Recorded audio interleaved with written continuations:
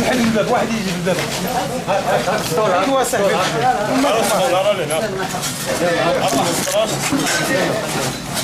كيصاوب البوطه تتفرقعات فيه طاحوا السقوف جوج وطاحت واحد الدار من اللور وجاوها لقى 47 قالوا ماتوا شي وحدين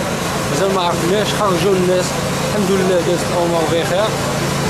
باقي دابا شي وحدين الناس ديال الوقايه المدنيه راهم خدامين خدمتهم الناس ديال الامن كلشي كان واقف واحد السيده يلاه داوها دابا مرة كبيره مسكينه وقع لها هو ما كتسمعش الخوف اللي طاح الفوق السقوفه طاح كلشي السقوفه كاع ديال الفوق والتحت ديال الدار اللي 49 والدار هذه كلها طاحت. عموما الناس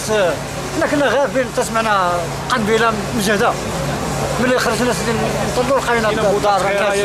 رابت عليهم الصحاب وراب عليهم داكشي جاو الناس من الدرب كيعاتقوا الناس صدقوا طاحوا عليهم الدارات وصدقوا الناس طايحوا عليهم صدقوا واحد المراه ميته الناس تبليسوا في روسهم بزاف الناس اللي مشاو للسبيطار والناس هاي يديروها خير صدقوا ما طايحوا عليهم الدارات وما مشاو للسبيطار وهذا هو اللي كان قدام. طليت بانت لي الباب ديال الدار مهود دخل طالع من الدار هودنا لقينا بوطه خرجنا الناس اللي كانوا تما خرجناهم وجات السلطه لقاونا خارجين ماتت المراه ب 47 في الزنقه الاخرى واش فهمتي ماشي في الزنقه 48 لانه الدار تمسات الزنقه بالدار 48 ودار 47 تمسات الدار اللي هذيك